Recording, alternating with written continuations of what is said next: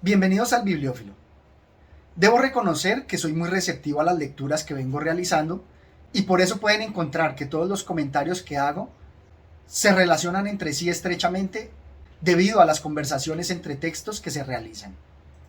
Estas interpretaciones en particular están influenciadas enormemente por la presentación que Rudolf Eucken realizó del idealismo alemán en su libro Grandes Pensadores. Los dramas que vamos a ver a continuación de un representante del idealismo alemán nos va a resaltar la importancia del libre albedrío a nivel filosófico, pero también la importancia de la libertad para la sociedad. Dice así: ¿por qué tardas? Merecías morir, puedo matarte y ya ves, en mi clemencia pongo tu suerte en tus hábiles manos. No debe lamentarse del rigor de su sentencia el hombre a quien se deja dueño de su propio destino. Vamos a ver que las ideas del idealismo alemán nos van a presentar la importancia del hombre como actor de su destino. Y en esta época en particular, todos los sentimientos de independencia, de nacionalismo y de libertad van a aflorar en los dramas históricos que nos presentan. Se trata de las obras de teatro de Friedrich Schiller, María Estuardo y Guillermo Tell.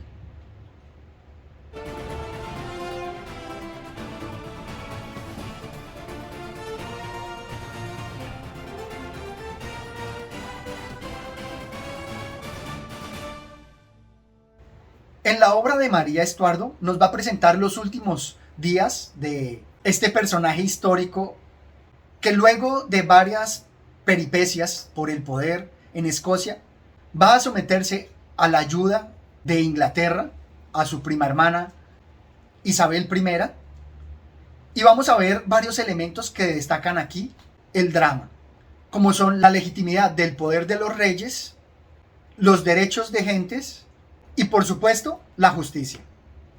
Me parece muy curioso encontrar acá unas equivalencias enormes que se presentan con la figura de Napoleón. Y es como si Friedrich Schiller estuviera de alguna manera prediciendo lo que le iba a pasar a Napoleón. Porque aquí vamos a ver cómo en la figura de María Estuardo se entrega a la protección de Inglaterra e Inglaterra abusa de su poder, los defrauda. Por esto nos dice así: ¿y qué hospitalidad ha recibido en la isla? Desgraciada, apenas llegó a este país, desterrada e implorando el auxilio de su parienta Isabel, fue detenida contra el derecho de gentes y la dignidad real. Y en un calabozo, entre lágrimas, se consumen los mejores años de su juventud. Aquí tenemos ese paralelismo también con Napoleón, que se entregó a la protección de Inglaterra. Y vamos a ver que la predicción no se da solamente con esta equivalencia, sino que también en la figura de María Estuardo tenemos la predicción de la grandeza de Napoleón, en cómo afrontaron esas adversidades. Dice así: dice María, tranquilízate, Ana, mi dignidad real no consiste en estas niñerías. Pueden tratarnos con vileza, pero nunca envilecernos. He aprendido a sufrir en Inglaterra y puedo soportar lo que me dices. Y es que este pasaje me recuerda enormemente la grandeza de Napoleón en no hacerse pequeño ante las adversidades y las injusticias cometidas por Inglaterra, y por eso él decía que nunca había sido inferior a su dignidad.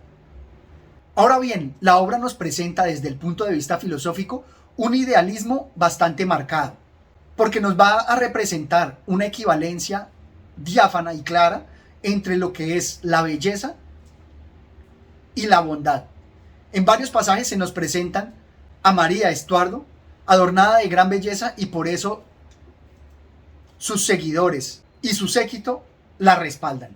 Por esta equivalencia entre la belleza, alguien bello se asume también bueno. Y dentro de las exploraciones que hace Schiller con respecto al poder, porque está bastante impregnado de las ideas de la Ilustración de Jean-Jacques Rousseau sobre la legitimidad del poder, vamos a ver que los dilemas que se dan y por el manejo de la política entre Isabel y María exponen los dilemas del poder y de su legitimidad. Y también se logra ver allí cómo la atrocidad, cómo la percepción de los demás son enormemente importantes dentro de la política. Veamos la emotiva recomendación que nos hace sobre cómo comportarnos con los otros. Nos dice María: pensad en las vicisitudes de las cosas humanas. Existe un Dios que castiga la arrogancia. Honrad y temed a la terrible divinidad que me arroja a vuestros pies por respeto a los testigos de esta escena ajenos a ella. Honraos a vos honrándome a mí. No ofendáis, no profanéis la sangre de los Tudores, que corre por vuestras venas como por las mías. Y me gusta ese rasgo que ella representa porque le dice que se vea reflejada en ella misma, esa atrocidad, que se vea no como alguien que está a sus pies, sino también como ese alter ego que puede ser ella, también viéndose a los pies de un monarca.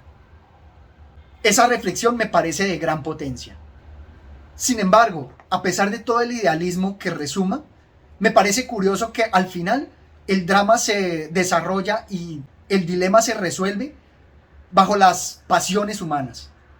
Y podría verse el poder de la aristocracia, el poder de los reyes, como una metáfora del poder de Dios, porque incluso en una orden que da Isabel a Davinson, no le muestra claramente su voluntad, y es como cuando Dios nos da sus preceptos, pero aún así tenemos nosotros que decidir cómo actuar, tenemos nuestro libre albedrío. Pero insisto, a pesar de toda esa gran metáfora sobre el poder y sobre el idealismo que resuma, al final el drama se resuelve en las pasiones humanas, porque durante todas las dudas que le acosaban con respecto a la legitimidad de la orden, solamente al final, cuando se ve engañada por el amante, toma eso como una venganza de su amor, y es lo que cataliza y es lo que genera la sentencia de la pena capital. Entonces, la pena resultó generándose por ese desengaño amoroso y no por todas las cavilaciones que tenía alrededor del manejo del poder, alrededor de la traición que venía justificando entre los tribunales. Así es como nos lo presenta el autor. En la obra de teatro de Guillermo Tell nos va a presentar a Suiza agobiada y oprimida por Austria y por el Imperio. Y va a desarrollar aquí todos los pormenores de esa opresión hacia la gente del común, hacia la gente libre.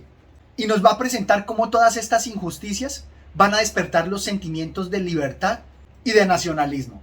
Nos dice así: aquel país es muy bueno, es bello como el paraíso, pero los que lo cultivan no disfrutan de lo que sembraron. ¿Cómo? ¿No son libres como tú en sus tierras?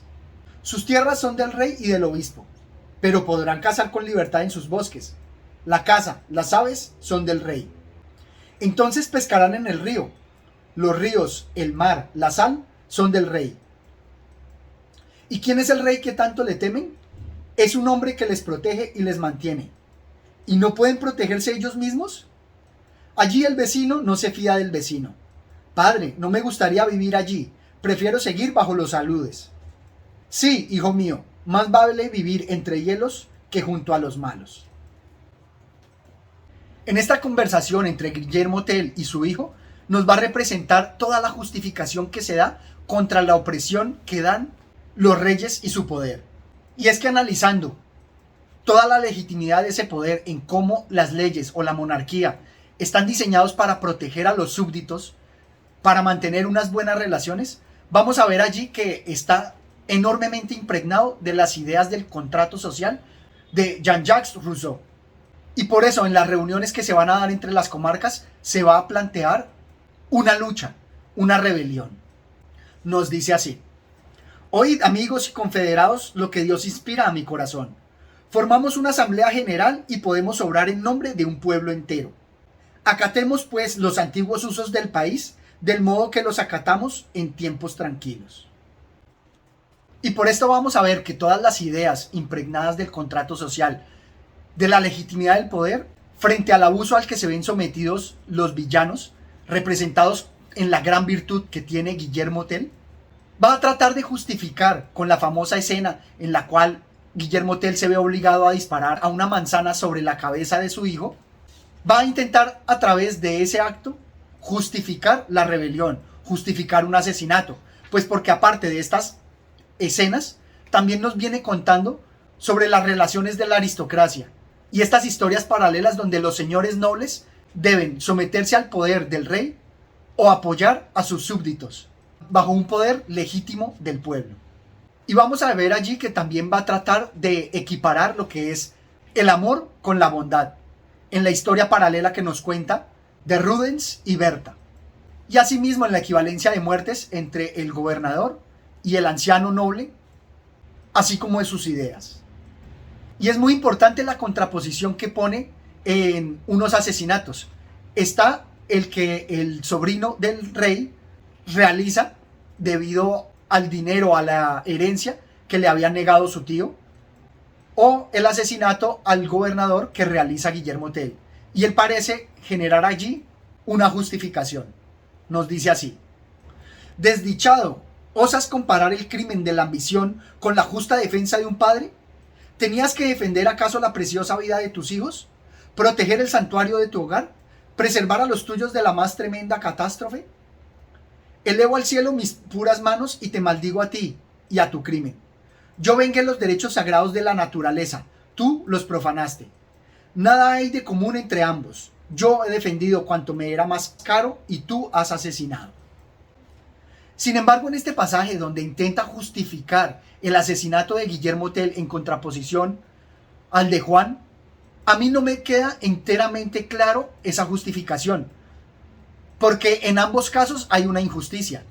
Él parece cimentarlo en el derecho natural, en la relación de hermandad, de familia que hay.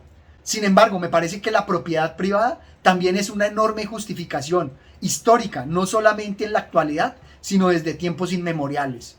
Por eso me parece que la justificación que él trata de dar o la diferenciación entre ambos asesinatos no es enteramente claro. Para mí ambos son justificados. Entre otras cosas porque la rebelión que venían preparando en la comarca pareciera tomar como justificación ese abuso del poder, pero si no se hubiera dado, igualmente tenían previsto rebelarse ante el poder. De manera que la justificación queda solamente como una excusa, no algo fundamental. Finalmente, quiero destacar un pasaje donde se muestra todo el idealismo alemán en su máxima expresión, aquí en una obra de arte, como en un ejemplo, porque nos va a presentar la importancia de la belleza, asimismo como del sujeto que la contempla. Dice así: y él vivirá en noche perpetua, en eternas tinieblas. No han de regocijar sus miradas ni la verdura de los prados, ni el esmalte de las flores y sus purpurinos matices. Morir es nada, pero vivir y no ver, esto es lo horrible. Este ejemplo donde nos muestra la importancia de la contemplación, el poder ser el sujeto consciente de la belleza exterior, llevar esa belleza al interior del sujeto. Es algo que también destaqué en la cita que hacía Eucken de Immanuel Kant y también en la obra de teatro En el puño de la espada de José Echegaray, donde se destaca no solamente la realidad de la belleza, sino la contemplación por el sujeto. Esto es todo cuanto tenía por compartir con ustedes. Espero que se animen a leer estos maravillosos dramas históricos y me compartan también sus interpretaciones y reflexiones.